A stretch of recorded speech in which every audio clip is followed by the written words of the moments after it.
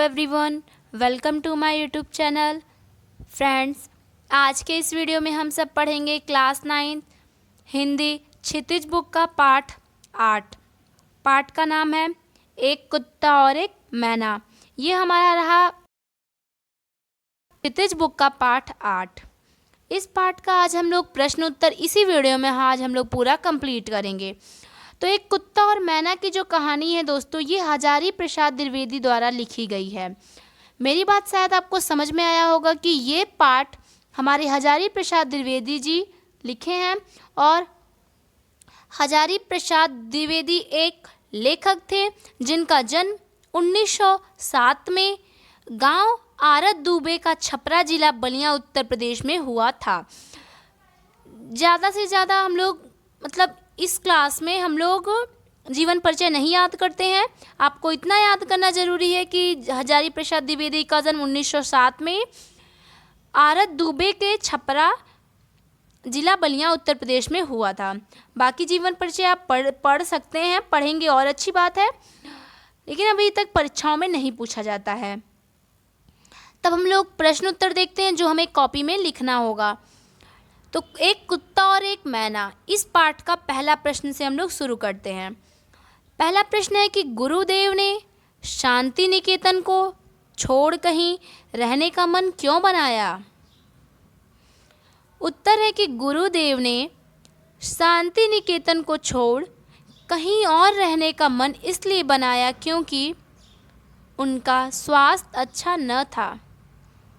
वे स्वास्थ्य लाभ लेने के लिए श्री निकेतन चले गए। ओके। प्रश्न 2, मूक प्राणी भी मनुष्य से कम संवेदनशील नहीं होते। पाठ के आधार पर स्पष्ट कीजिए। उत्तर है कि मूक प्राणी भी संवेदनशील होते हैं, उन्हें भी स्नेह की अनुभूति होती है। पाठ में रविन्द्रनाथ जी कुत्ते में कुछ प्रसंगों से यह बात स्पष्ट हो जाती है। पहली बात इस पाठ से यह स्पष्ट होती है, आप पॉइंट 1 डाल सकते हैं, ठीक है। ये पॉइंट 1 और ये पॉइंट 2 है। ये क्वेश्चन आंसर 1 2 नहीं है, ये पॉइंट, जैसे आप आंसर में लिखते हैं ना कि point, first point, second point, ठीक वही है। मैंने आपके लिए नंबरिंग कर दी है। फर्स्ट पॉइंट डाल के लिखिएगा कि जब कुत्ता रविन्द्रनाथ के स्पर्श को आंखें बंद करके अनुभव करता है तब ऐसा लगता है मानो उसके अतृप्त मन को उस स्पर्श ने तृप्ति मिल गई हो। दूसरा पॉइंट आप लिखेंगे कि रविन्द्रनाथ की मृत्यु पर उनके चिता भस्म के कलश के सामने वह चुपचाप बैठा तथा अन्य आश्रम वासियों के साथ गंभीर भाव से उत्तरायण तक गया। तो ये हमारा रहा फर्स्ट पॉइंट। ये हमारा सेकंड पॉइंट यहाँ से स्टार्ट हो रहा है। आई होप आपको क्लियर हुआ होगा। प्रश्न 3, फ्रेंड्स, अगर आपको कोई प्रॉब्लम हो और कमेंट सेक्शन में आप पूछेंगे तो मेरा रिप्लाई आपके पास ज़रूर जाएगा, मैं आपको उत्तर ज़रूर बताऊंगी। तो बिना हिचके आप मुझे कमेंट सेक्शन में अपनी प्रॉब्लम बताइए।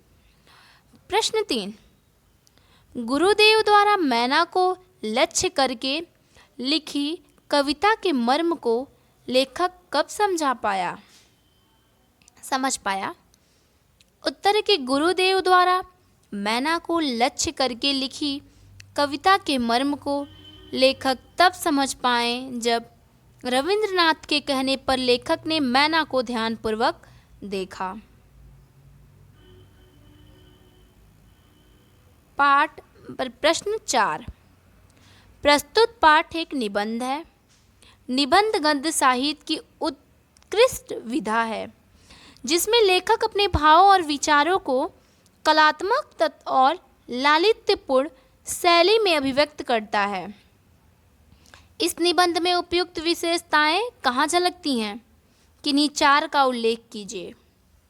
आपको 4 पॉइंट इसमें बताना है। देखिए, आपके सामने प्रश्न में पूछा गया कि किन्हीं 4 का उल्लेख कीजिए, यानी आप 4 बातें इसमें लिखिए क्वेश्चन के हिसाब से। तो आप पहली पॉइंट, दूसरी पॉइंट, तीसरी पॉइंट, चौथी पॉइंट डाल के आप लिखिएगा, डालिएगा उत्तर। उत्तर के बाद पहली पॉइंट होगी हमारी की फर्स्ट पॉइंट, प्रतिदिन प्रातः काल यह भक्त कुत्ता स्तब्ध होकर आसन के पास तब तक बैठा रहता है जब तक अपने हाथों के स्पर्श से मैं इसका संग स्वीकार नहीं करता। इतनी सी स्वीकृति पाकर ही उसके अंग अंग में आनंद का प्रभाव बह उठता है। दूसरी पॉइंट डाल के लिखिएगा कि इस बेचारी को ऐसा कुछ भी शौक नहीं है, इसके जीवन में कहाँ गांठ पड़ी है यह सोच रहा हूँ। तीसरी पॉइंट कि उस समय भी न जाने किस सहज बोध के बल पर वह कुत्ता आश्रम के द्वार तक आया और चिता भस्म के साथ गंभीर भाव से उत्तरायण तक गया। चौथी पॉइंट है कि रोज फुदकती है ठीक यहीं आकर, मुझे उसकी चाल में एक करुण भाव दिखाई देता है। तो ये फर्स्ट हुआ आपका point, second point, third point, fourth point. Okay, चौथे प्रश्न में 4 पॉइंट बना के आप लिखेंगे। अब ये है आपका 5वां प्रश्न, आशय स्पष्ट कीजिए। इस प्रकार कवि की मर्मभेदी दृष्टि ने इस भाषाहीन प्राणी की करुण दृष्टि के भीतर उस विशाल मानव सत्य को देखा है जो मनुष्य के भीतर भी नहीं देख पाता। उत्तर में लिखिएगा कि कवि कहते हैं गुरुदेव के स्पर्श को कुत्ता आंखें बंद करके अनुभव करता है, तब ऐसा लगता है मानो उसके अतृप्त मन को उस स्पर्श ने तृप्ति मिल गई हो। आज मनुष्य पहले की अपेक्षा अधिक आत्मकेंद्रित हो गया है। आज मनुष्य के भाव को नहीं समझ पाता है। ऐसे में कवि ने एक मूक पशु की भावनाओं का अनुभव कर लिया। ओके, अब देखिए ये हमारा आ गया भाषा अध्ययन से 7वां प्रश्न है। 7वां प्रश्न है कि गुरुदेव जरा मुस्कुरा दिए मैं जब कविता पढ़ता हूँ। अब इससे आपको प्रश्न पूछा गया इन 2 लाइनों से कि ऊपर दिए गए वाक्यों में एक वाक्य में अकर्मक क्रिया है और दूसरे में सकर्मक। इस पाठ को ध्यान से पढ़कर सकर्मक और अकर्मक क्रिया वाले 4-4 वाक्य छांटिए। आपको 4-4 वाक्य छांटना है। तो पहले आप डालिएगा सकर्मक क्रिया, 4 आपको सकर्मक क्रिया और 4 अकर्मक क्रिया के वाक्य आपको छांटने हैं। पहला है आपका सकर्मक क्रिया। सकर्मक क्रिया में 4 वाक्य लिखना है। तो पहला वाक्य आप लिखिएगा कि बच्चों से जरा छेड़छाड़ की कुशल क्षेम पूछें। और सकर्मक क्रिया का दूसरा एग्जाम्पल लिखिएगा कि हम लोग उस कुत्ते के आनंद को देखने लगें। तीसरा सकर्मक क्रिया, इतनी ही स्वीकृति पाकर उसके अंग अंग का आनंद प्रवाह बह उठता है। चौथा पॉइंट है कि गुरुदेव ने इस भाषा की एक कविता लिखी थी। यानी ये आपका 4 सकर्मक क्रिया हो चुका। अब आपको क्या बनाना है, 4 अकर्मक क्रिया बताना है। अब आप डालिए अकर्मक क्रिया, हेडिंग आपकी होगी अकर्मक क्रिया और 4 पॉइंट डाल के आप लिखिएगा। हम लोगों को देखकर मुस्कुराएं। दूसरी बार मैं सवेरे गुरुदेव के पास उपस्थित था। तीसरा कर्मक क्रिया होगा कि ऐसे दर्शनार्थियों से गुरुदेव कुछ भीत से रहते थे। चौथा है कि उस समय एक लंगड़ी मैना फुदक रही थी। यानी आपका 4 अकर्मक क्रिया भी हो गया। अब आते हैं 8वें प्रश्न पे। 8वां प्रश्न हमसे पूछा गया कि निम्नलिखित वाक्यों में कर्म के आधार पर क्रिया भेद बताइए। देखिए आपको 5 प्रश्न दिए गए हैं, ठीक है, 5 वाक्य दिए गए हैं। क्रिया के भेद को आपको बताना है। यानी 2 भेद होता है, सकर्मक क्रिया, अकर्मक क्रिया। आपको इन 5 वाक्यों को बताना है कि कौन अकर्मक क्रिया है, कौन सकर्मक क्रिया है। पहला है कि मीना कहानी सुनाती है। ये अकर्मक है कि सकर्मक है? आप उत्तर डाल के लिखिएगा कि सकर्मक है। दूसरा है कि अभिनव सो रहा है। तो ये क्या हुआ बेटा फ्रेंड्स? अकर्मक क्रिया है। तीसरा है गाय घास खाती है। गाय घास खाती है यानी ये सकर्मक क्रिया है। चौथा है कि मोहन ने भाई को गेंद दी। मोहन ने भाई को गेंद दी, ये भी आपका हो जाएगा सकर्मक क्रिया। पांचवा है कि लड़कियां रोने लगी, ये आपका हो जाएगा अकर्मक क्रिया। अब देखिए, आप इसके सामने लिखिएगा सकर्मक क्रिया, इसके सामने लिखिएगा अकर्मक, थर्ड के सामने लिखिएगा सकर्मक, फोर्थ के सामने लिखिएगा सकर्मक और फिफ्थ के सामने लिखिएगा अकर्मक क्रिया। क ख ग घ अंगा करके एक प्रश्न पूछा है, मैंने क ख ग घ अंगा करके आपको उत्तर बताएं।